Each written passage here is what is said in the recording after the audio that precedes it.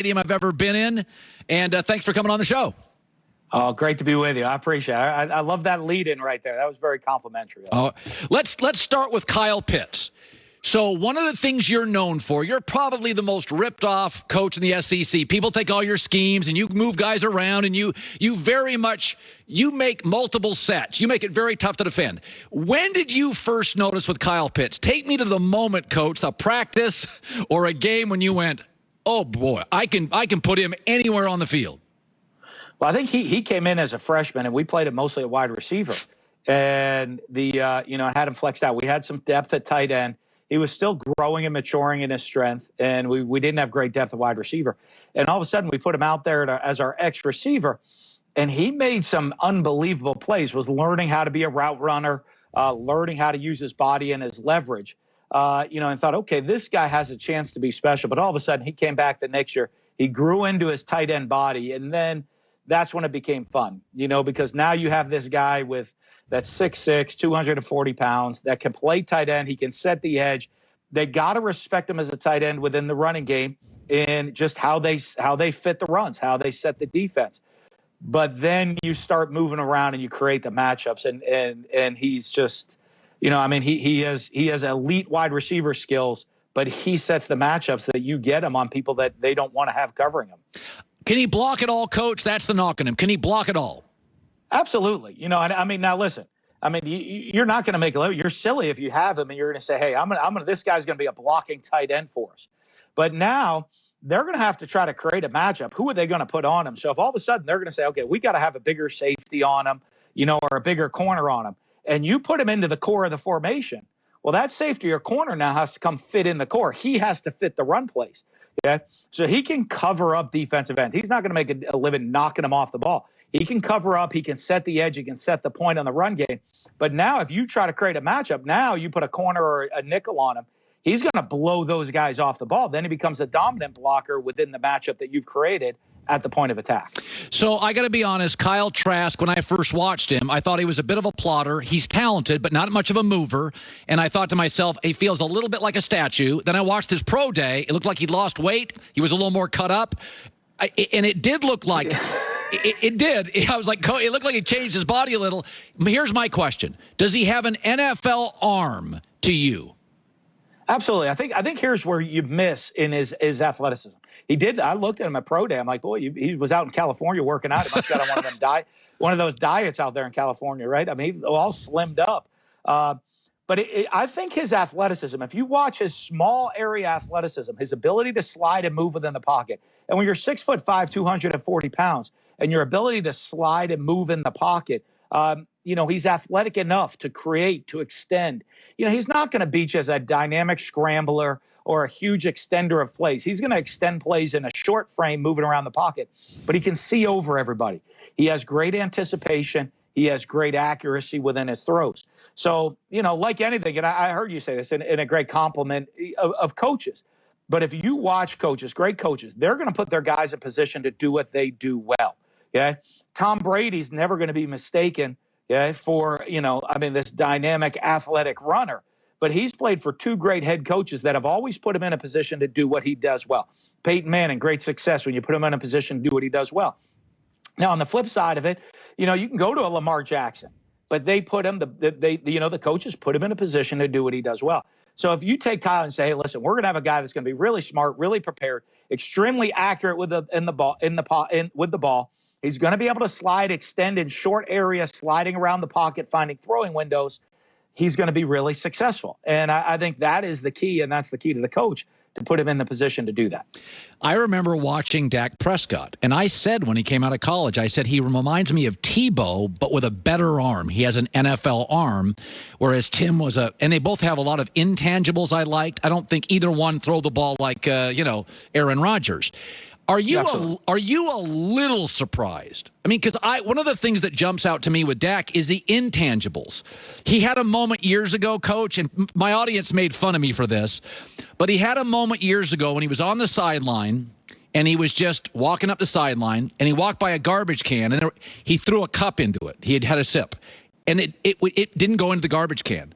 He went back and picked it up and put it in the garbage can. I said, that's a conscientious kid. And I said, Yeah. that tells me something.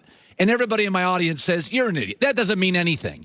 But there is something about Dak that when did you spot it? What was different about him? You know, it was really funny. It actually goes back to high school. We had an elite camp, and he came to a camp early on. And, you know, we wanted to love him. And he didn't throw the ball well. He wasn't very big or exceptionally fast, you know. But everyone said, hey, boy, he is a winner, the high school coach. And everyone looks and says, he just makes everyone around him better. So it became one of these. We wanted to love him. We gave him some things to work on. He came back to the elite camp a couple of weeks later. And we do kind of this thing in the weight room, hyping these kids up with all these great recruits, all your top players. And our strength coach came running up to me and said, we need to offer that kid and make him our quarterback immediately. And I said, what do you mean? He goes, I've never seen the intangibles in a human being like he has. He just took over a workout of elite recruits, and he knows nobody, and every one of them are ready to follow him wherever he goes. And I said, boy, I hope he can throw the ball a little better than last time he was here, because he didn't throw very well. We walked out, and here was the great thing. You know what? He didn't throw it exceptionally well that day. But everything I asked him to improve on 6 weeks earlier, he had improved on. And I thought, and I said, you know what? If he can work, if he can take those steps in that short 6 week period, and he is the ultimate it guy, we can go work with that. And I saw that in that workout. So we got him. And you know what? He was a much better freshman year. He was okay. Much better passer his sophomore year.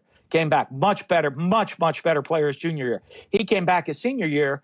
And even though if you go back to his college career, his junior year is when he had all the hype. We were the #1 team in the country. He was a superior player his senior year to his junior year. And then all of a sudden I thought, thinking, you know what? He still is going to continue to improve as a passer. He is going to continue to improve his game. But if you ever want to build an organization around somebody, this is the guy to do it. This is the guy that can lead you. And I remember NFL teams said, boy, can he carry the team to a Super Bowl? I said, I don't know if he has the talent to put the whole team on his back and flat carry you to a Super Bowl, as Aaron Rodgers or someone that you mentioned. But I'm going to tell you what, he can lead a team to a Super Bowl. And I think that is the difference with him. And then you're going to see, if you watch every year in the NFL, he's a much better player the next year. That goes back to your personality, his character, and who he is. And that's what makes him so special. But I'm going to tell you what, I don't know. I'm a big Dak fan. You watch the Cowboys team when he was on the team playing and when he wasn't this past year. And it wasn't just the skill set or his talent. It was the personality of the team, and that's what makes him different, is his leadership of running and leading that whole organization and the performance of everybody around him. Finally, Coach, Dan, how good is Dan Mullen here? This is great stuff. I love Urban. He's a friend. Everywhere he's gone, he's worked. You know him better than anybody. I think he's going to work in the NFL because I think he's a quick learner. I think he's just a guy that would succeed in investments, in college, in broadcasting. Urban's just one of those guys. What's something I don't know about him? Like when you work with him, what's the secret sauce that you saw that maybe you've borrowed as a coach?